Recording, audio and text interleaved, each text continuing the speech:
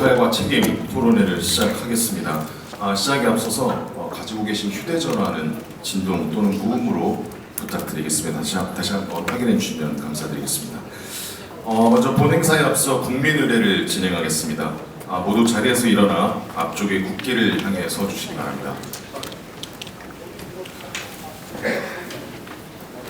국기에 대하여 경례.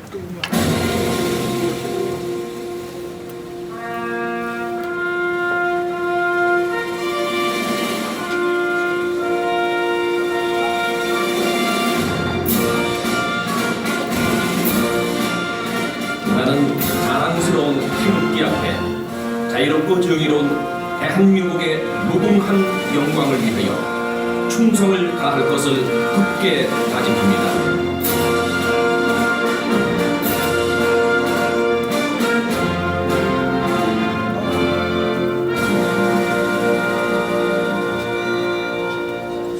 바로 이하 의식은 생략하겠습니다. 자리에 앉아주시면 감사하겠습니다.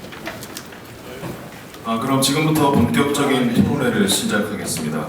사회를 맡은 저는 경인일보 소속 기자이자 인천경기기자협회 회장을 맡고 있는 황성규입니다.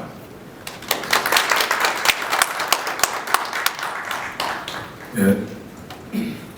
오늘 토론회는 1945년 대중일보 제후로 시작해서 현재 수도권 대표 지역 언론으로 성장한 경인일보의 창간 80주년을 기념해 마련됐습니다.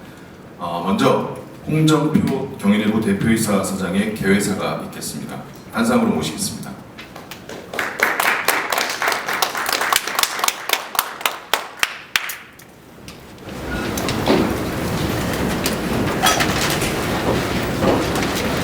반갑습니다. 경인일보 홍정표 대표입니다. 제가 토론회를 가끔 가서 이렇게 아는 사람 많은 토론회를 처음입니다.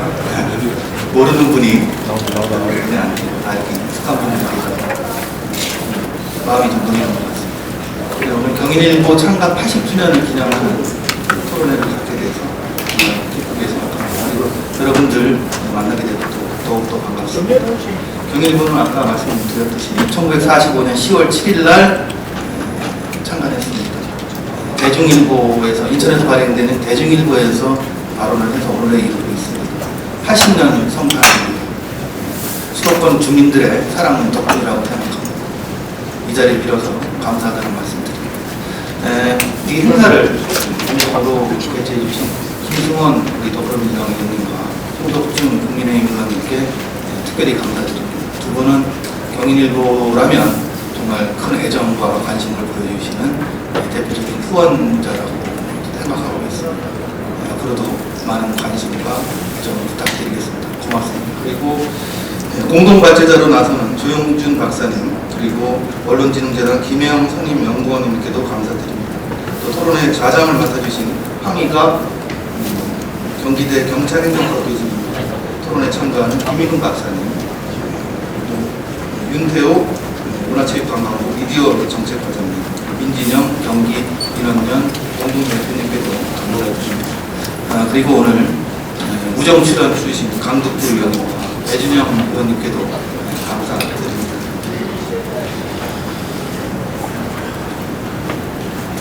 오늘 토론의 주제는 지역 언론의 사회적 역할과 책임입니다. 토론회에서 좋은 의견들이 다양하게 표출이 되고 수정이 돼서 지역 언론과 경인일보의 다른 길자리가 되기를 희망합니다. 고맙습니다. 박수 부탁드리겠습니다.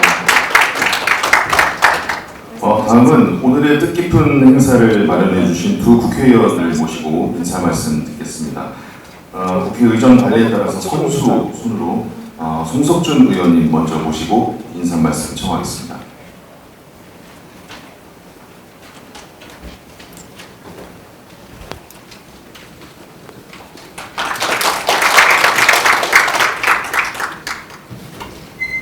예, 먼저 경인일보 80주년을 충심으로 축하드립니다. 예, 나라가 굉장히 어수선하고 시대 국제적으로 어려운 시절이지만 우리 경인일보와 함께 한 대한민국 80년은 위대한 여정이었습니다. 예, 대한민국이 세계의 가장 어려운 시기에 어려운 환경으로 출발한 대한민국이지만 세계가 가장 부러워하는 모범 국가가 됐습니다. 정치 민주화와 경제 고도 성장을 동시에 이뤄낸 위대한 대한민국, 또 K 컬처를 비롯한 K의 모든 것이 이제 세계의 주목을 받는 그런 시대입니다. 이런 시기에 오늘 국회에서 오늘 경인일보 창간 80주년을 기념하는 특별한 지방 언론 발전에 관한 오늘 토론회를 하는 것을 특별히 의미가 있고 온 국민들과 함께 중심으로 축하 인사드립니다.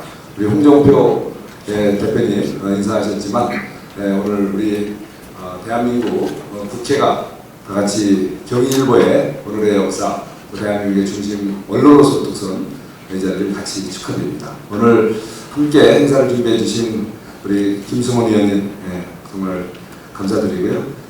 사실 김승원 의원님이 주도해서 같이 이렇게 준비한 행사인데 제가 또 같이 숟가락을 놓고 같이 이렇게 행사를 같이 하게 됐습니다. 오늘 이 자리를 특별히 축하해 주시기 위해서 오신 우리 박대출 선배님, 우리 언론인 출신이시면서 우리 국민의힘의 기둥이십니다. 그리고 또 우리 배준영 우리 재선위원님, 강북구 또 우리 재선위원님 오늘 같이 이렇게 행사에 기여하고 계셔서 너무 감사드립니다. 요즘 우리 언론이 위기라고 합니다. 뭐 중앙 언론이든 지방 언론이든 디지털 전환과 AI 기반의 플랫폼 이런 정보화 시대를 맞이해서 모든 것이 우리가 총체적인 대전환을 해야 될 그런 위기를 맞고 있습니다. 기업은 기업대로, 언론은 언론대로, 또 우리 정치인들도 마찬가지입니다. 모든 기술 환경이 변화하고 있고, 또 민심도 변화하고 있고, 이 거대한 쓰나미 같은 변화의 이 혁명적 변화의 속에서 또 가장 중요한 것이 언론의 역할인데 그 언론 자체가 굉장히 위협을 받고 있습니다. 여러 가지 경영 환경도 어렵고 또 여러 가지 독자들의 행태도 변하고 있어서 어쩌면 모두가 핸드폰을 우리 모바일을 갖고 있는 한 모두가 언론 시대인 1인 미디어 시대가 지금 또 열리고 있습니다. 그럼에도 불구하고 가장 중요한 것은 바로 정론지필의 이런 기사와 글들이 바로 이렇게 우리 사회의 기반이 되어줄 때 우리 사회가 바로 갈 수 있다고 저는 생각을 합니다. 요즘 소위 빅데이터 시대라고 해서 바로 각종 정보들이 결국은 AI를 통해서 이렇게 거대 언어 구조로 모든 것을 만들어주는 시대가 됐는데 그럼에도 불구하고 정론지필의 언론의 좋은 글들과 정보들이 바로 우리 사회에 등대 역할을 하고 바른 안내 역할을 해준다고 생각합니다.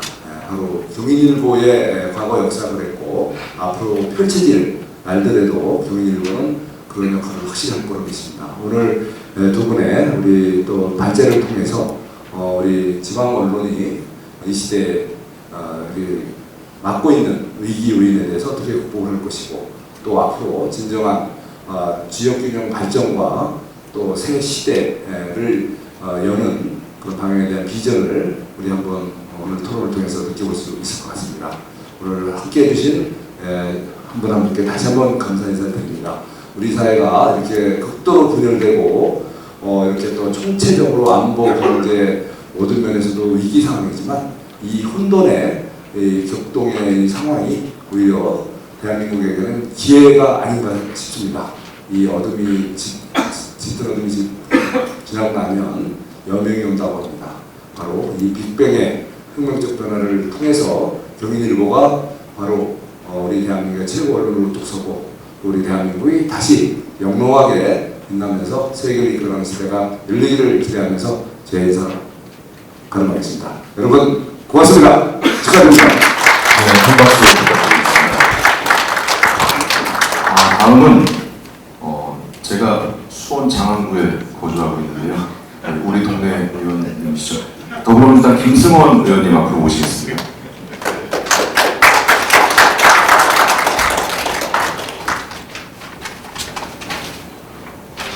오늘 이 자리에 함께하신 모든 분들 반갑고요. 또 지난번에 경인일보 80주년 행사에도 다녀왔었는데 정말 경인일보의 역사는 우리 경기도와 인천뿐만 아니라 대한민국의 유구한 역사였고 우리 경기도민이 살아온 삶의 흔적이었다는 것을 알 수 있었습니다. 그것과 연결해서 지금 이제 제목이 지역 언론의 사회적 역할과 책임, 특히나 이제 디지털 전환 시대에 어떻게 지역 언론이 생존해야 되는가 이런 문제를 논의하는 뜻깊은 자리라서 더욱 기쁜 것 같습니다.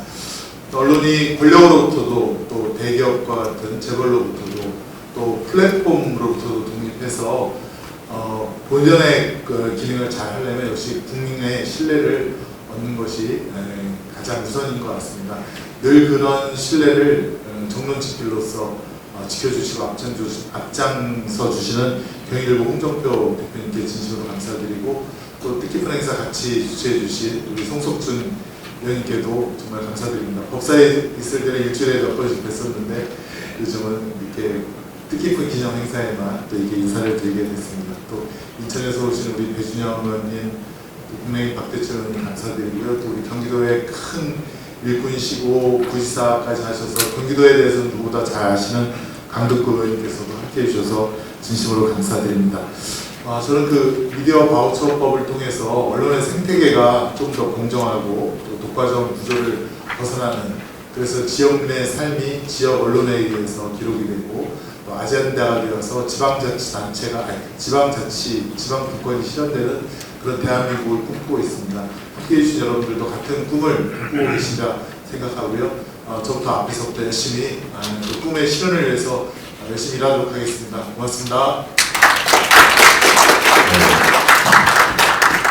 요즘 국정감사로 눈코 뜰 새 없이 참 바쁘신 와중에도 이 지역 언론의 발전과 또 이 건강한 생태계 조성을 위해서 이 토론회를 마련해 주신 두 의원님들께 다시 한번 큰 박수 부탁드리겠습니다. 네, 잠시 후에 또 기념 촬영이 예정돼 있으니까요. 조금만 기다려 주시면 고맙겠습니다. 네, 다음으로 오늘 발제자 그리고 토론자를 소개해 드리겠습니다. 호명되신 분께서는 자리에서 인사해 주시면 감사하겠습니다. 먼저 첫 번째 발제는 경인일보 독자위원이시죠. 조용준 박사님께서 맡아주셨습니다. 네, 두 번째 발제는 한국언론진흥재단 선임연구위원이신 김혜영 박사님께서 맡아주셨습니다.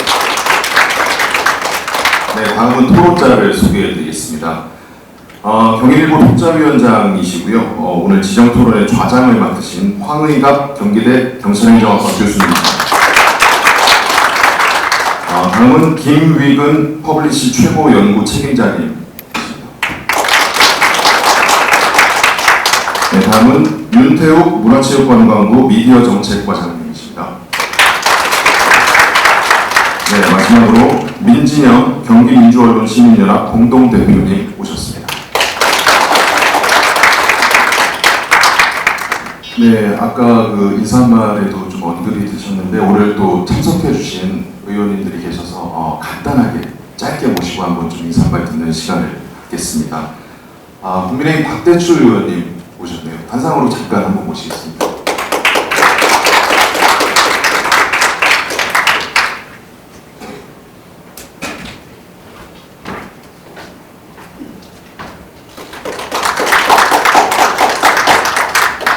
네, 반갑습니다. 박대출입니다. 우선 오늘 이 의미 있는 국회 토론회가 경인일보 창간 80주년을 맞아서 이렇게 마련한 좋은 토론회인 것 같습니다. 그렇기 때문에 먼저 경인일보의 창간 80주년을 맞은 데에서 진심으로 축하 말씀을 드립니다. 80주년이라는 의미는 바로 우리 대한민국의 광복의 해외 바로 출발했다는 그런 점에서 경인일보가 우리 대한민국의 성공의 역사를 같이 함께하는 지역 언론으로서 큰 역할을 해주신 데 대해서 진심으로 감사의 말씀과 함께 축하드립니다. 최근에 이 언론이 우리가 사고라고 일컬어지는 만큼 많은 역할을 지금 해왔고 또 기대하고 있는 것 아니겠습니까?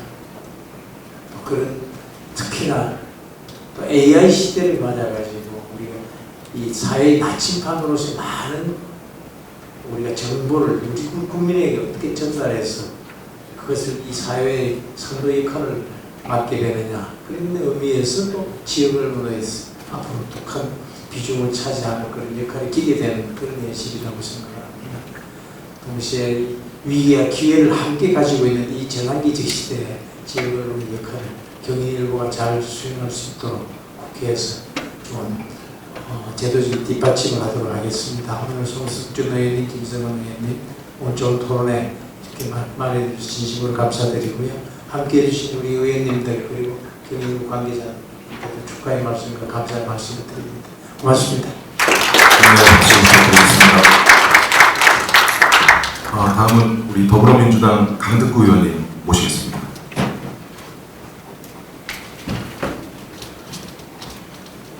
인사드리겠습니다. 강덕구입니다. 오늘은 삼선 도의원을 했고요. 그리고 경기도에서 연정부지사를 했습니다. 제가 지방의원을 하면서 국회에 갈 기회가 있으면 자치와 불거리 대한민국, 지속가능한 대한민국을 만드는 데 일조를 하고 싶었습니다. 여러분, 자치 시작은 안양 그리고 도입니다. 제가 경기도 연정부지사 했을 때 아침에 회의를 하면 전날 아침에 조간신문 정리해서 지사와 함께 오늘의 이슈 관련해서 얘기하고 이걸 어떻게 그리고 어떤 방향으로 가야 될지 일주일에 3, 4일은 지사가 없으면 행정부지사가 중심이 되고 논의하고 그렇습니다. 그만큼 언론은 공기고요. 그만큼 사회적 방향을 잡아주는 역할을 했습니다.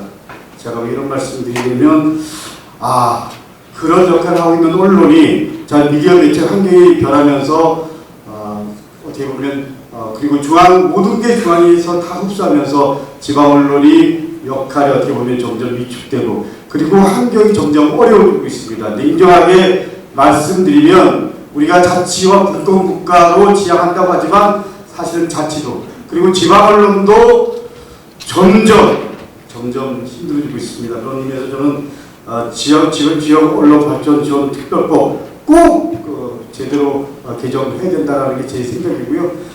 그리고 지방 언론이 살아야지 지방 자치가 산다라고 생각하는 사람입니다. 그렇기 때문에 더 이상의 중앙 집권 국가가 얼마나 우리가 국회에서 느끼는 거잖아요. 그렇기 때문에 지방 언론 살아야 된다. 그리고 한 가지 부탁드린다면 이제 대한 우리 온라인으로 가고 있기 때문에 사회적 영향력을 갖기 위해서는 지방 언론도 경일보가 신기사가 되었고 그 역할을 좀 더 확대해야 된다. 이런 의미에서 오늘 우리 지방 언론의 사회적 역할과 그리고 책임을 다 할 수 있도록 우리 정치권에서도 그렇고 시민사회 단체도 그렇고 함께 힘을 모으고 그런 부분에 대한 방향을 잘 잡아가는 그런 자리가 되기를 원합니다. 감사합니다. 네, 저희 차밥집이 강화도입니다. 배준영 의원님 모시고 축사 듣겠습니다.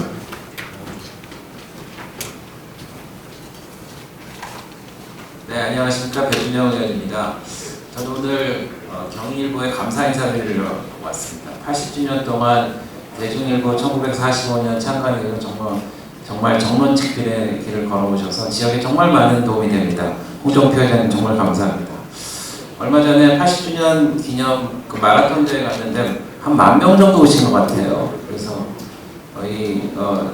이 인천 사회의 어떤 이 거울 역할도 하시지만은 또 건강한 사회를 만들기 위해서 노력을 하시고 그리고 2001년서부터 20년 넘게 그 인천 사회에 대해서 10권의 책을 냈습니다. 정말 대단한데요. 그래서 인천의 어느 언론보다 인천을 더 잘 알고 또 그것을 또 사람들에게 알리고 하는 역할을 한다는 것이 중요하다고 생각을 합니다. 그리고 이제 지방화 시대라고 저는 생각을 합니다. 사람들이 이제 중앙의 큰 언론도 주목을 하지만은 이런 시대일수록 저는 지역 언론이 더 중요하다고 생각하는 게 세상에 제일 중요한 게 뭡니까? 나입니다. 내가 제일 중요한데 저를 중심으로 여러 가지 일들이 다 지역에서 벌어지는데 지역 언론만큼 그거를 정확하게 그리고 팩트에 근거해서 하는 데가 없습니다. 그래서 지역의 일어난 일들은 지역 언론에서 다 쓰고 다 중앙 언론에서 다 따라가죠.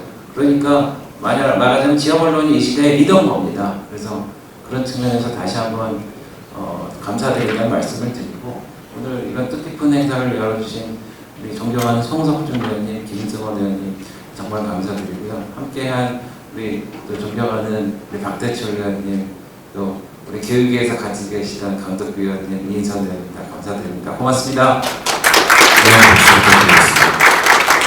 조금 늦게 한 분이 더 오셔서 이분 간단한 인사 말씀 듣고 바로 기념 촬영을 들어가겠습니다. 국민의힘 이인선 의원님 앞으로 모시겠습니다.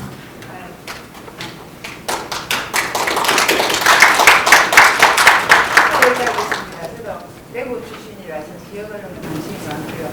그런 행사들 수고 많습니다. 중앙시가 오히려 중앙 포탈이 지역에다가 비용을 줘야 되는데 오히려 거꾸로 의존하게 되는 게 저는 늘 불합리하게 생각하는데 여기 계신 우리 목소리가 큰 의원님 많이 다 계세요. 그래서 우리 지역 언론들 그런 생태계가 건강할 수 있도록 도와주시고 또 80주년인데 100년을 향해서 거대한 걸음이 될 수 있도록 제가 지원을 잘 하겠습니다. 저는 대구입니다. 감사합니다.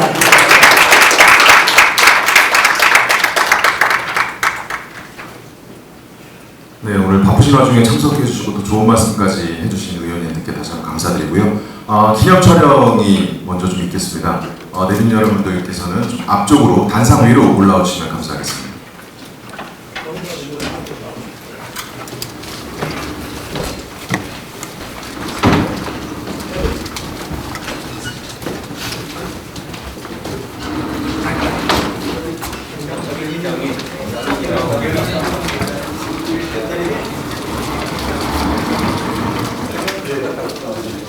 경일고 우리 식구분들 앞으로 좀 나오시죠. 간부님들 우리 정치부 부장님 앞으로 나오시죠. 네, 오른쪽에 사진.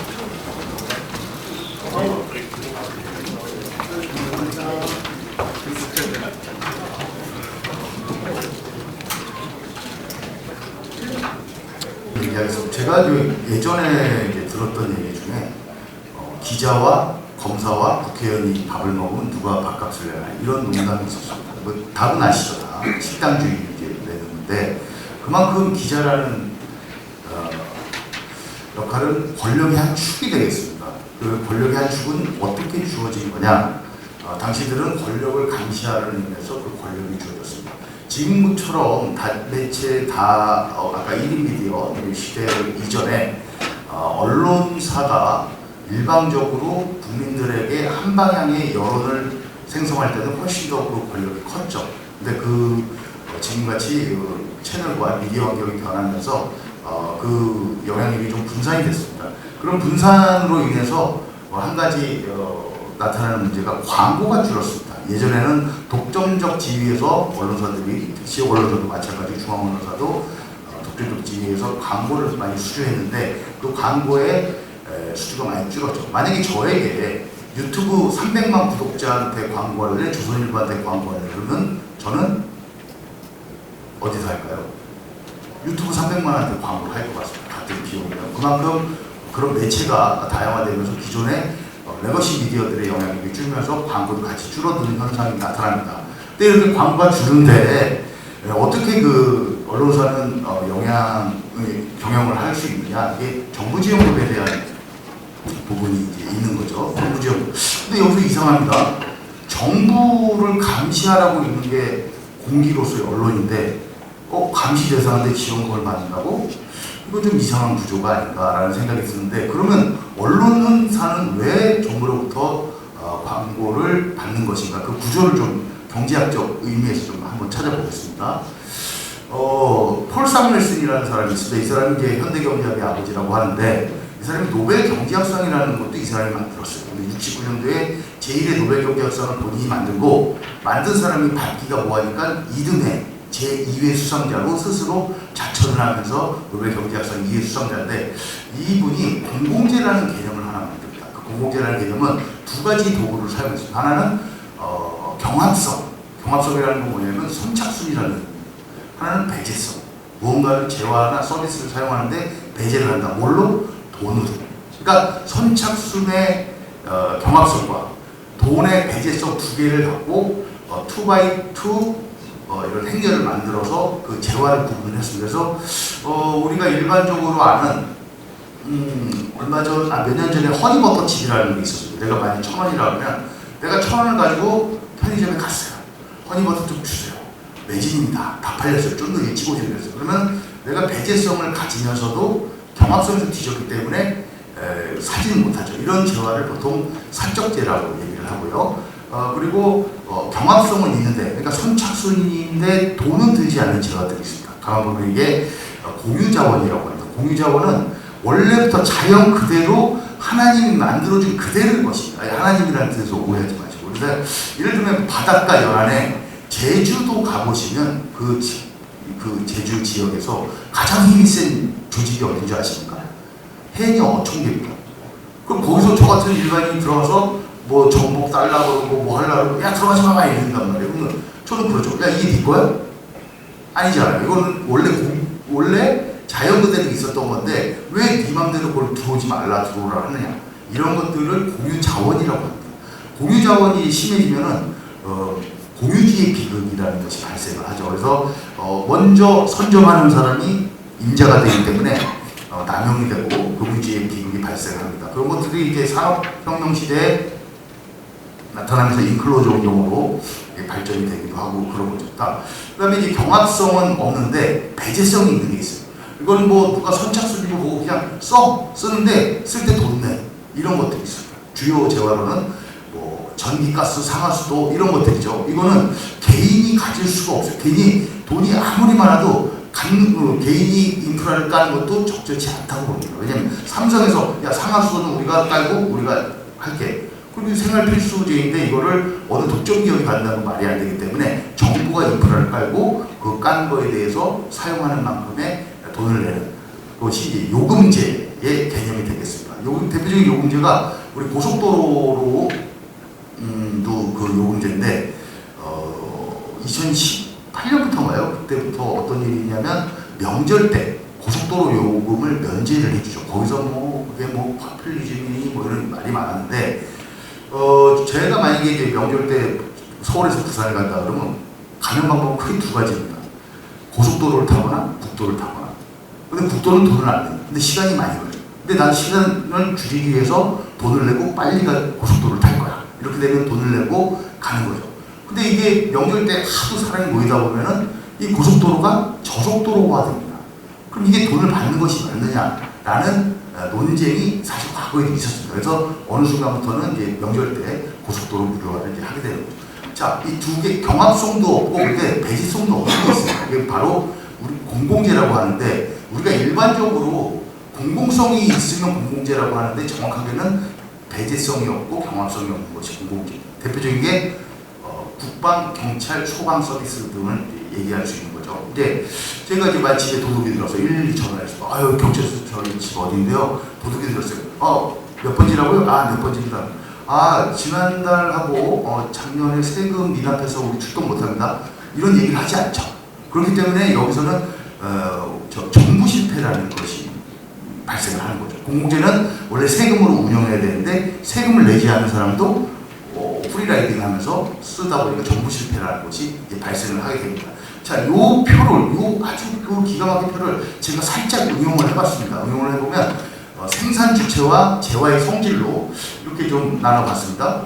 생산 주체는 두 가지, 공공 영역, 민간 영역, 재화의 성질도 공공성과 영리성으로 나눠봤는데 아까 공공재, 사적재, 요금제 다 설명을 했는데 한 가지 새로운 개념이 딱 눈에 들어오지 않습니까? 저게 가치재랍니다. 가치재라는 것은 항상 일정 사회적 비용을 최소화하기 위해서 많은 일정 부분의 수요가 채워져야 사회적 비용이 최소화되는 겁니다. 예를 들면 한글을 저만 알아요. 여기 있는 분들 몰라. 그럼 누가 저기서 한글로 글을 가정통신문을 보냈는데 해석할 수 있는 사람이 없으면 이게 사회적 비용이 엄청 드는 거거든요. 왜곡이 될 수도 있고. 그래서 의무교육이라는 것을 하죠. 그래서 구구단, 한글, 이 정도는 알아야 되지 않겠냐라는 것이 의무교육인데 지금 우리나라의 의무교육은 어디까지인지 아십니까? 초등학교일까요? 중학교일까요? 고등학교일까요? 역시 그 언론인들이 잘 중학교까지요. 그러니까 지금 고등학교에 고등학교 공짜로 다 있잖아. 그건 무상 교육이고요. 의무 교육은 중학교까지입니다. 의무 교육을 채우지 못하면 그 보호자는 처벌을 받게 되죠. 자, 이런 것들이 가치제의 하나의 영역이고 또 의료 서비스. 민간에서 우리가 일반 병원들은 민간에서 의료 서비스를 제공하지만 보건복지부의 영향을 상당히 많이 받고요. 또 우리 코로나 백신 같은 경우도 너 맞아라. 꼭 맞아야 돼. 맞아. 이렇게 일정 사회의 적정한 아름다운 사회 유지를 위해서 정부가 권유를 하는 것을 가치제라고 합니다. 이런 거는 정부가 강요를 하기 때문에 정부 지원의 근거가 되는 거죠. 이 언론 역시 가치제의 일환입니다. 그러므로 정부 지원금은 이런 이유 때문에 언론의 정부 지원금을 준다라는 것이 이제 제 얘기고요. 그러면 2023년 정부는 어떻게 언론사에다 지원을 하느냐? 직접 돈을 안 주죠. 광고 집행 형식으로 줍니다. 보면 동아일보가 98억을 제일 많이 받았습니다. 우리 경인일보는 한 25억 정도, 23억? 하여튼 그 정도 받았는데, 아니 그러면 우리 경인일보가 동아일보의 뭐 3분의 1 가치밖에 안 돼? 이거 기준이 뭐야? 뭐 이달에 기자상 많이 받으면 점수 들어가서 주는 거야? 아니 뭐 발행부수야? 뭐야? 기준이 뭐야? 딱히 기준이 없습니다. 정부 마음이에요. 이게 사실은 공정한 거냐는 거죠. 그래서 그러면 1위부터 아무리 찾아봤어요. 어떤 기준으로 이렇게 차등 분배를 하는지. 자, 1위부터 5위 대략 매체를 보면 어떤 느낌이 딱 와요. 뭔지 알 것 같아요. 10위까지 봐도 뭔지 알 것 같아요. 근데 이게 줬다 뺏는 것만 그래서 그럼 이제 정부가 바뀌고 야 우리는 우리 마음대로 우리 마음에 드는 대로 더 많이 줄 거야 하는 순간 어떤 일이 발생하죠? 기존에 줬던 것들을 덜 주면 야 줬다 뺏는 거 있어. 긁어대는 겁니다. 정부를 긁어대고 그러니까 정부는 또 그 경로지원성 때문에 막말로 좀 두려워서 기존에 있는 그대로 가고 이런 제도는 좀 잘못되지 않았나라는 생각이 듭니다. 그래서 그럼 개선 방안이 뭐냐? 네가 생각하는 개선 방안이 뭐냐?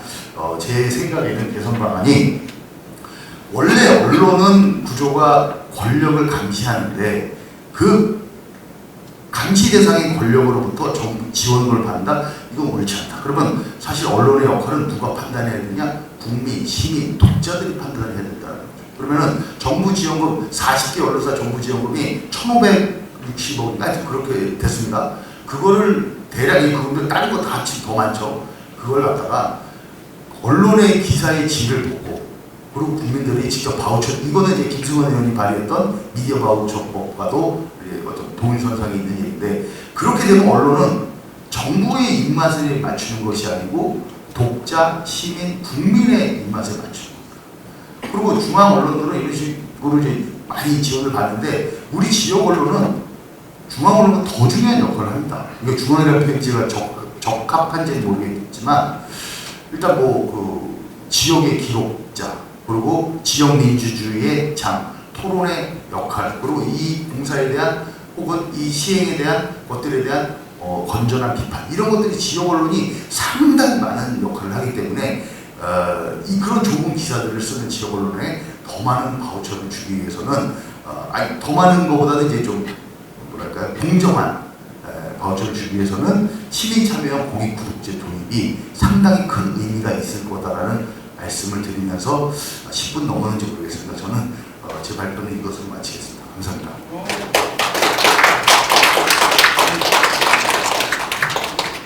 네, 그럼 이어서 바로 김혜영 박사님의 두 번째 발제 들어보도록 하겠습니다.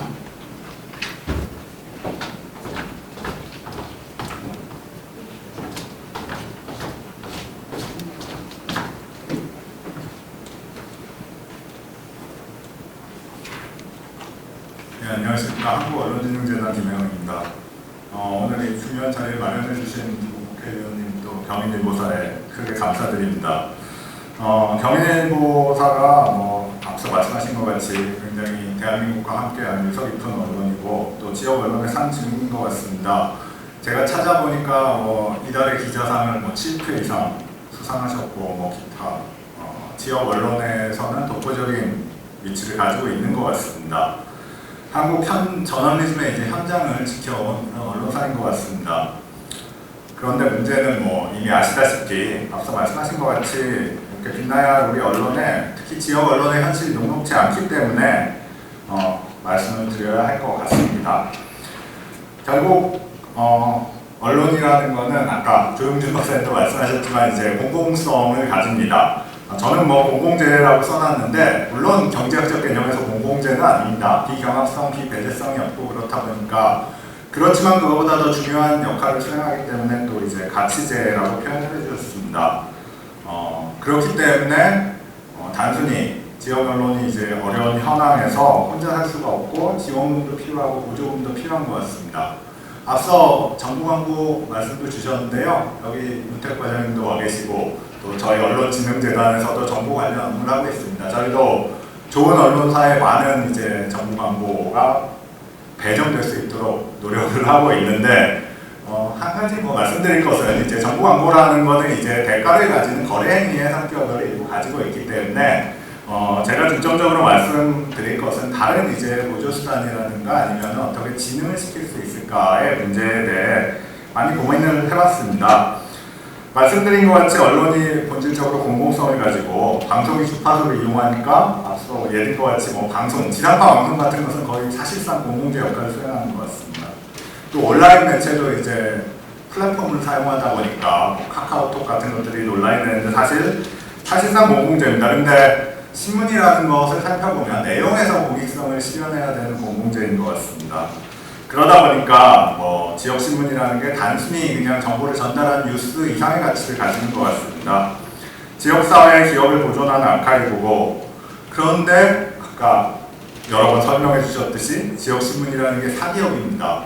그러다 보니까 지역신문에 이제 정부의 보조금이 들어가는 거에 대해서 논란이 많고, 또 그걸 어떻게 효과적으로 운영해야 되는가에 대해서 고민이 많이 있는 것 같습니다. 그러나 이 시점에서 그냥 지역신문이 역시 공공적인 가치를 선택해야 할 것이라는 거에 대해서는 저도 동의를 하는 바입니다. 결국은 지원정책이 좀 더 효율성 기준으로 가기보다는 이제 민주주의의 가치 기반으로 유지되어야 할 거라고 생각을 하고 있습니다. 읽히지 않기 때문에, 좀 역사적인 표현이지만 읽히지 않기 때문에 더 지원이 필요하다고 생각합니다. 필수제적인 개념인 것 같습니다. 2023년, 아마 작년에는 더 많이 감소했을 수도 있을 것 같습니다. 종이신문이 24개, 거의 다 지역신문이겠죠. 폐간되었습니다.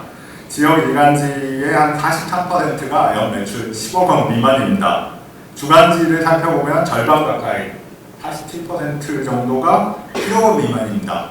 15억 원 미만으로 확장해보면 99.3%, 그러니까 전부 다 15억 원 미만인 군소사업자입니다. 신문의 열동률 같은 것들은 너무나 아시다시피 많이 감소했습니다. 15년 전 정도를 보면 50%, 대부분 국민의 절반의 신문을 일주일에 한 번 혹은 뭐 정기적으로 보시는 분들이었는데 지금은 10%입니다. 모든 신문을 다 합쳐서, 지역 일간지가 아니라 전체 중앙 일간지까지 합쳐서 그렇습니다. 5분의 1로 줄었습니다. 이 상황은 단순히 이제 지역신문의 위기, 그리고 또 뭐 신문 활자 매체의 위기가 아니라 민주주의의 위기라고 생각이 됩니다.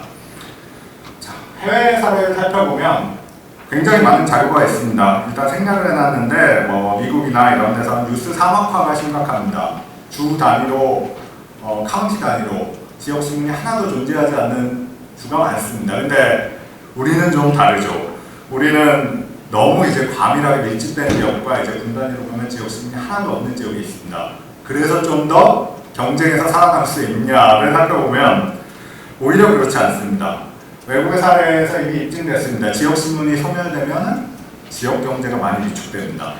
또 이제 기업의 비율도 당연히 증가합니다. 그런데 그렇다라고 해서 이제 사적 기업이기 때문에, 이게 가치제이기 때문에 지역신문의 지원을 무작정 늘려야 한다는 얘기를 하기가 어려운 부분이 있는 것 같습니다. 이제는 그렇다 보니까 양보다 질로서 차별화된 저널리즘을 구현해야 되고, 또 그거에 맞춰서 지역신문의 지원을 확대해야 될 것이라고 생각을 하고 있습니다. 자, 지원 앞으로 많이 늘려야 된다. 근데 단순히 지역신문의 지원을 늘리는 것만이 필요한 것은 아닙니다.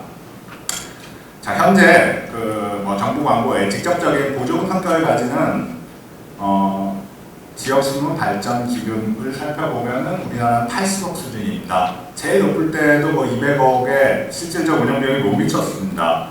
뭐 너무나 작습니다. 캐나다 같은 경우에는 저게 코로나 시기에 증액을 한 긴급 편성해서 증액한 게 500억입니다. 그리고 그게 활자 매체에 전부 지원되었습니다. 스웨덴 같은 경우에 우리나라 같이 언론이 많지 않을 것 같습니다. 근데 1,600억 원입니다. 그리고 그 가운데 75%가 신문에 지원됐습니다. 80억 아마 여러분들이 노력해 주시고 또 문체부 그리고 또 이제 국회의원들이 노력해 주셔서 내년에 일부 증액이 될 예정입니다. 근데 여전히 턱없이 부족한 수치인 것이 사실인 것 같습니다. 규모만을 한 번에 2배, 3배로 늘릴 수가 없을 것 같습니다. 그렇다 보니까 결국은 지속 가능성을 유지하고 결국은 평가와 활용의 전환을 가져가야 될 것 같습니다.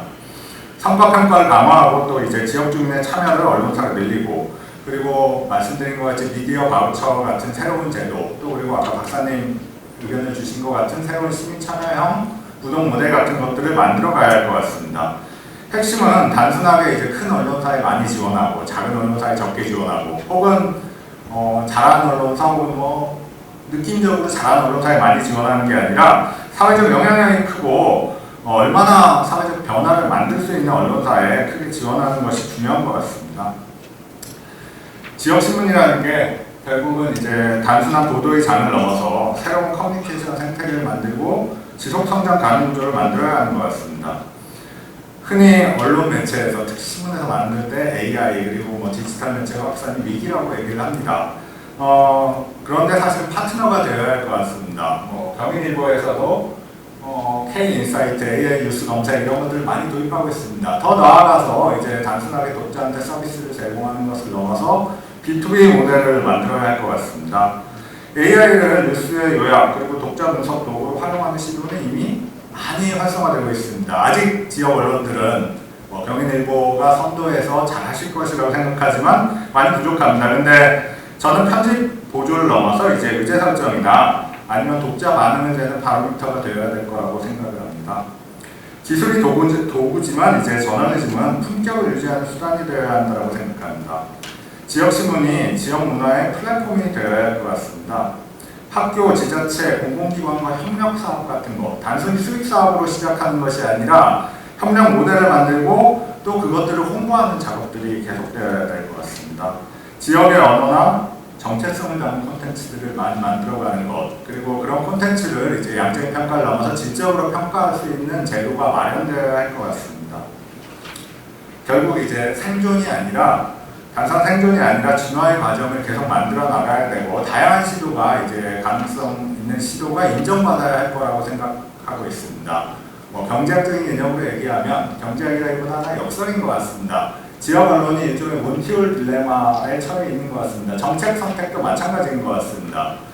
해보지 않은 것 그대로 유지하면서 기금만 조금 늘리는 것이 아니라 좀 더 다양한 시도를 하고 좀 더 파격적인 지원 정책도 필요한 것 같습니다. AI를 잘 활용할 수 있고 또 아니면 디지털 전환을 어떤 방식으로 가져갈 수 있는지에 대해서 실효성 있는 정책적인 노력이 이어져야 되고 언론사들이 오히려 아래로부터 그런 제안을 많이 가져가야 할 것 같습니다.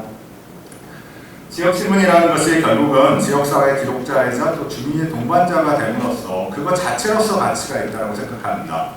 이제 열동률이 아까 말씀드린 것 같이 10% 이하로 떨어졌고 경인일보가 경인지역에서 굉장히 독보적인 위상을 가지고 있지만 열동률 측정하기가 어렵습니다.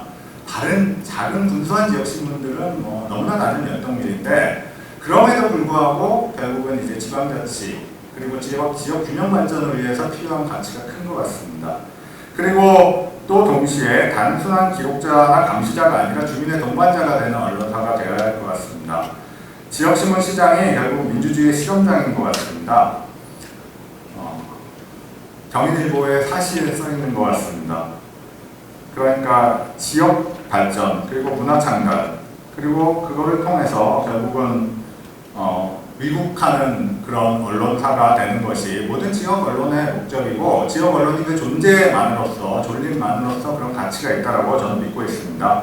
결국 많이 보여지지 않아도 그리고 또 독자 그리고 또 독자가 보지 않아도 지역 주민한테 영향력을 존재하는 영향력으로서 존재하는 언론이 되어야 할 것 같습니다. 오늘 이 자리가 그런 변화를 시작하는 출발점이 되어야 할 것 같습니다. 간략하게 제 발표 마치겠습니다.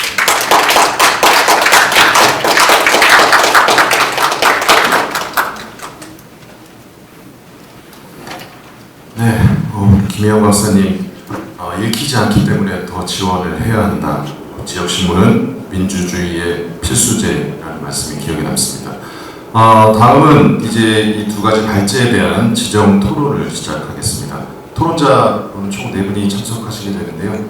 오늘 발제해 주신 분들과 함께 앞쪽으로 모시겠습니다. 네, 반갑습니다. 정일보 독자위원회 위원장으로 봉사를 하고 있고요. 또 경희대학교 경찰행정학과 교수로 있습니다.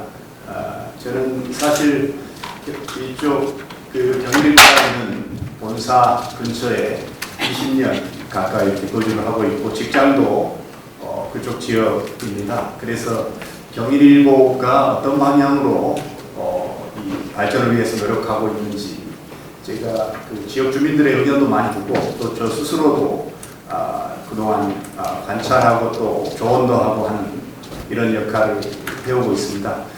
오늘 두 주제 조영준 박사님 그리고 김혜영 박사님 좋은 발표해 주셨는데 결국은 지역신문 경일일보를 중심으로 해서 우리 지역신문을 어떻게 발전시키고 지역의 역할, 지역사회에 보다 큰 역할을 할 수 있도록 할 것인가의 이 발전 방향에 대한 문제 또 두 번째 갈래는 결국은 디지털 전환, AI 시대 모든 것이 변하고 있습니다. 저희 지금 교육하고 있는 환경에서도 정말 많은 부분이 변하고 있다는 것을 느끼고요. 과거에 이제 과제를 이렇게 내주면 당연히 학생들이 작성하는 그런 시대였습니다만 지금은 많은 것이 달라져서 AI가 했는지 학생들이 했는지 알 수 없는 그런 상황이고요. 그래서 사실 경일일보도 K-인사이트라고 해서 AI 검색 서비스를 발빠르게 이렇게 도입을 했고 제가 이제 경일일보에서 이렇게 쭉 독자위원회 위원으로 또 위원장으로 역할을 하면서 이렇게 보니까 정말 그 시대에 필요한 부분 그리고 오늘의 이달의 기사는 무엇이 부족한지 이런 부분에 대한 늘 고민하고 발전을 향해서 앞으로 나아가는 그 모습이 참 보기 좋아서 저도 계속해서 몇 년째 함께 해오고 있습니다.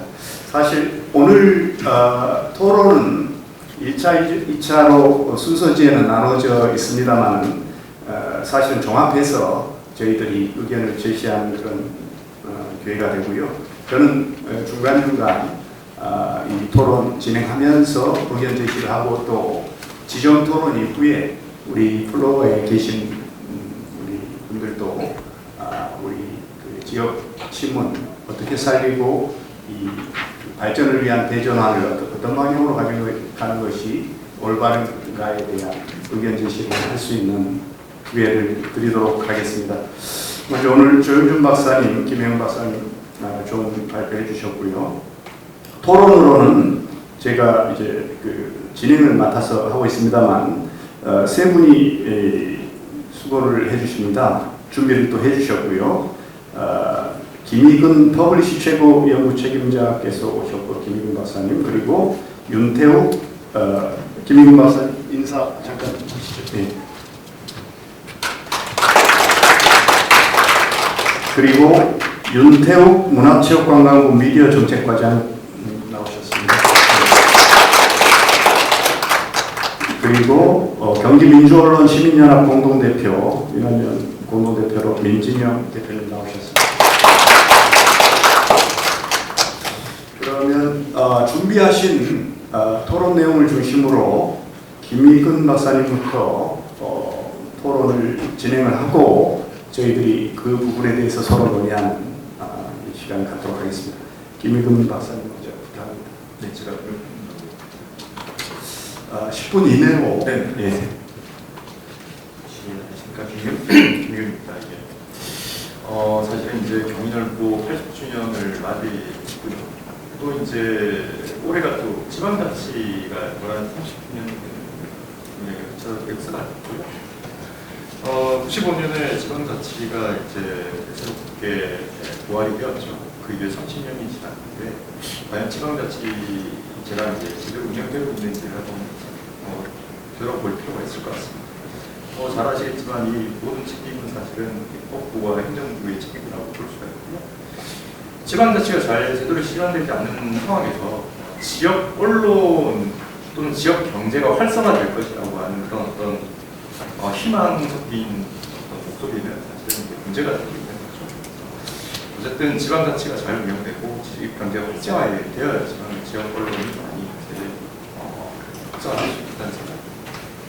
앞서 이제 지역 언론에 대해서 많이 이야기해 주셨는데 저는 지역 소멸과 관련된 이슈들을 조금 더 집중하셔야 되지 않을까 생각합니다. 그럼에도 불구하고 우리가 이제 그 지역 언론과 관련돼서 여러 가지 정책적인 법적인 법들이 있었죠. 그 중에 하나의 성과가 우리가 잘 알고 있는 지역신문 지역신문 지원 특별법인데요. 지역신문 특별법이 발의되고 지역신문 발전위원회가 만들어진 지가 21주년 됩니다.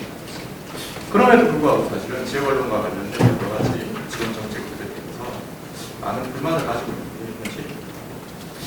지역 언론은 앞서 이제 말씀하셨지만 여러 가지 복합 위기에 처해 있고요.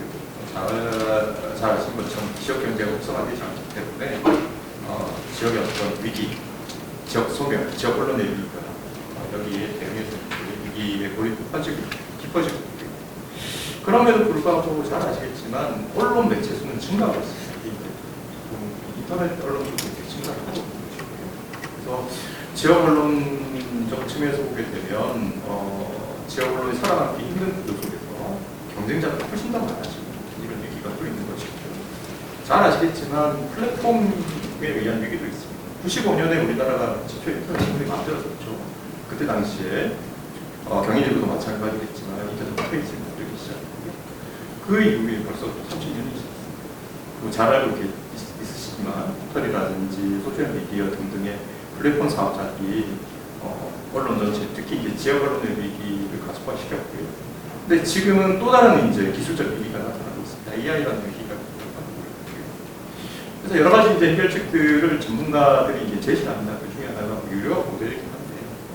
그럼에도 불구하고 잘 아시겠지만 여러 가지 이제 우리나라 지역 생태계의 문제, 언론 신뢰도의 문제, 그리고 뉴스의 가치가 사회적으로 매겨지지 않는 이런 문제들 때문에 유료화가 굉장히 힘든 현실입니다. 그럼에도 불구하고 두 발제자께서 강조해서 보게 보면 지역 언론의 역할이 다시 강조될 수밖에 없다는 것이고요.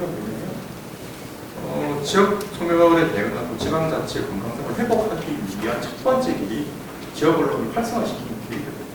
때문에 당연히 지역 언론의 역할이 다시 한번 강조될 수밖에 없습니다. 실은 이제 지역 언론의 가장 큰 두드러진 어떤 특성이라고 하면 지역성이라는 얘기를 할 수가 있는데, 그 지역성이라고 한다면 이제 법적인 정책적인 근거를 보게 되면 그 지역 언론이라는 것이 공사를 서울에 두지 않는 언론사들이 지역 언론으로 구분되고 있는데, 잘 아시겠지만 그 공사를 서울에 두고 있는 언론사들은 그들에 대해서 꼼꼼한 언론을 활용해서 지역의 그 여러 가지 도구들을 커버를 하고 있고요. 지역 언론 역시 이제 중앙의 이슈에 집중할 수밖에 없는 여러 가지 현실적인 문제들이 있습니다.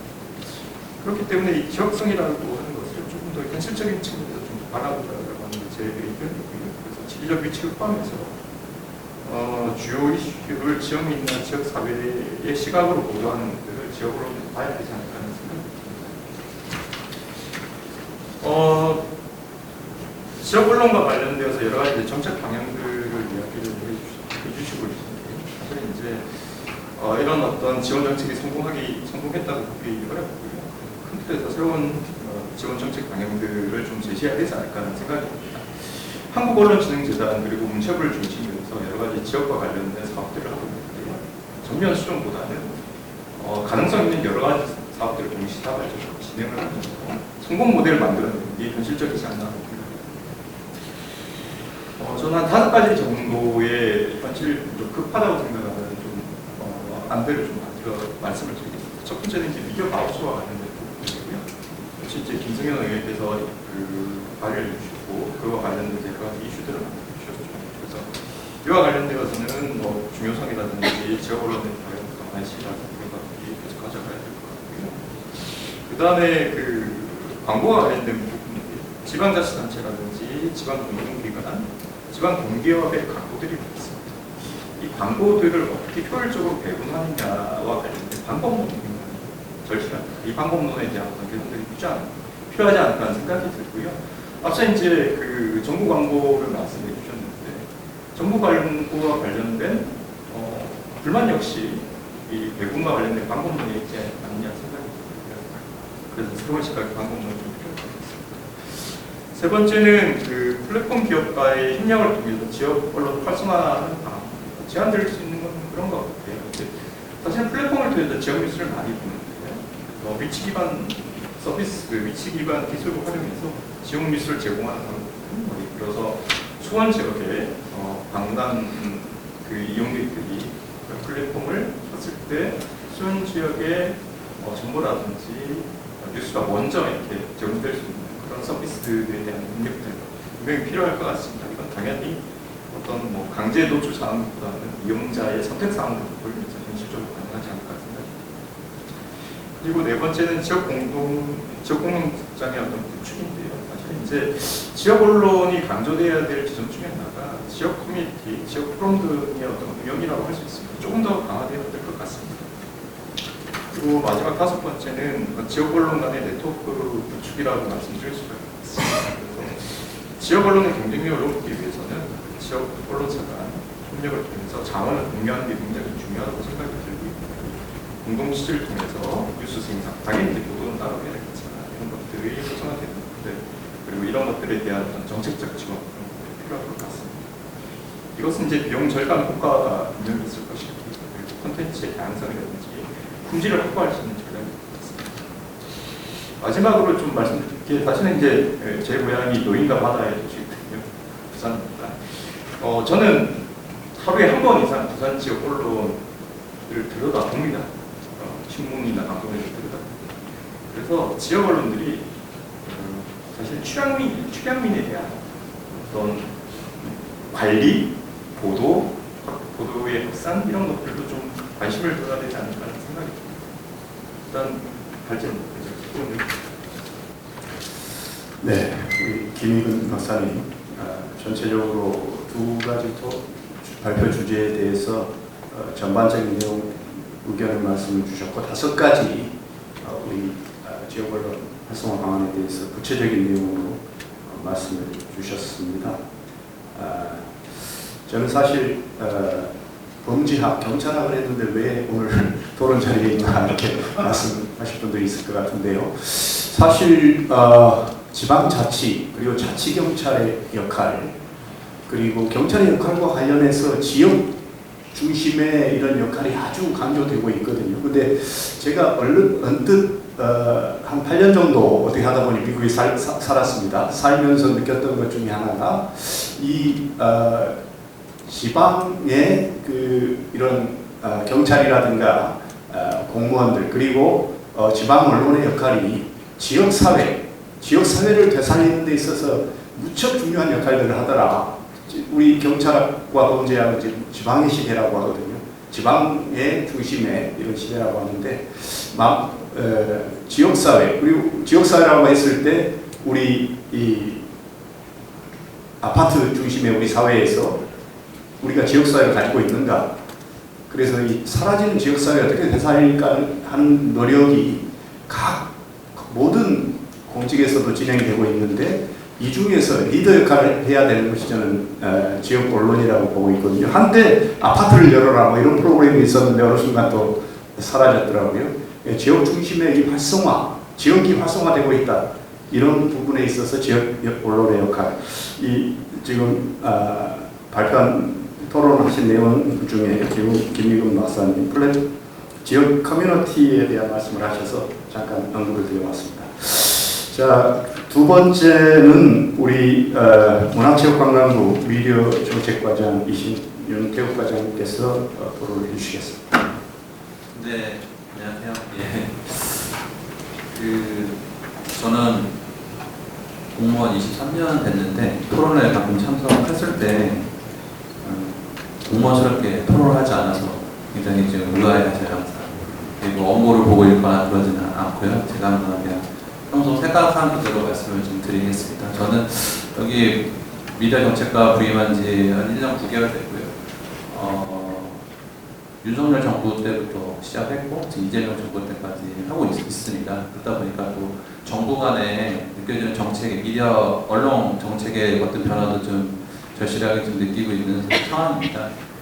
저희가 이름이 미디어 정책과다 보니까 좀 많은 분들이 오해를 하시는데 이 미디어는 여러분들 잘 아시는 것지만 뭐 언론도 있지만 신문 베이스한 언론도 있지만 뭐 방송도 있고 통신도 있고 뭐 각가지 모든 매체들을 포괄하는 이름인데 미디어 정책과라는 이름을 써서 많은 분들이 좀 오해를 하세요. 근데 저희는 정체성은 좀 명확한 편입니다. 그래서 저희는 신문 쪽에 신문, 뭐 인터넷 신문, 그다음에 종이 신문, 그다음에 뉴스통신 뭐 이 정도 저희가 관장을 하고 있고 언론진흥재단에 저희가 관장하고 있기 때문에 아까 말씀하신 발제자분 말씀하신 정부하고도 제가 다 관장을 좀 하고 있는 상황입니다. 그다음에 언론중재위원회까지 하고 있고요.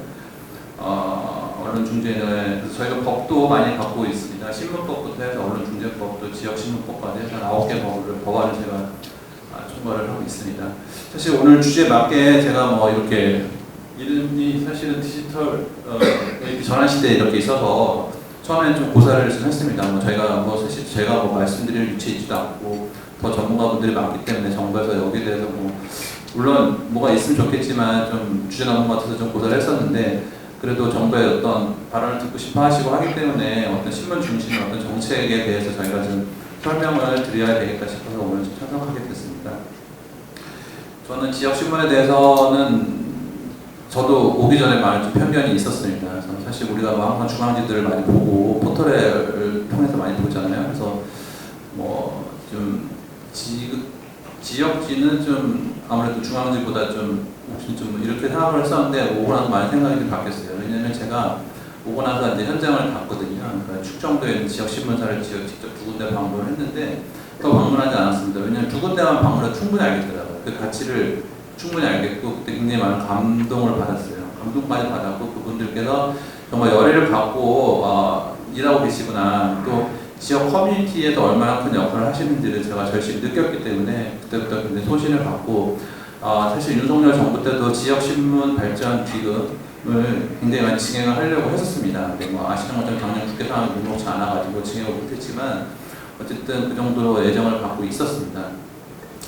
윤석열 정부 지나면 이재명 정부 들어왔는데 이재명 정부에서는 뭐 아마 느끼실 거예요. 그 지역 신문에 대한 그 가치가 굉장히 높이 평가를 하고 굉장히 주력을 하고 있습니다. 그래서 뭐 아무래도 뭐 여론 다양성이나 이런 부분들을 많이 강조하시는 측면으로 좀 이해를 하고 있고 그래서 뭐 지역 신문 발전 기금도 저희가 이제 83억까지 뭐 사실 거의 뭐 바닥 수준인데 어쨌든 내년에는 42% 진행을 해서 현재 정부 안에 118억 정도 담겨져 있습니다. 그래서 저희가 이것을 국회에서 또 추가 진행을 해서 한 150억까지 진행을 하는 걸 목표로 하고 있고요. 그 언론진흥기금이라고 또 있는데 중앙지부터 뭐 지역지도 뭐 하고 뉴스포털까지 있지만 언론진흥기금이 있는데 그것이 지금 209억에다 올해 170억이 됐으니까 만약에 저희 목표대로 150억이 된다면 언론진흥기금에 지치지 않는 기금이 될 걸로 생각을 합니다. 물론 국회 진행이 쉬운 상황은 아니긴 하겠지만요. 어쨌든 저희가 또 박수현 의원님 민주당이 또 많이 도와주시고 하셔가지고 많이 주력을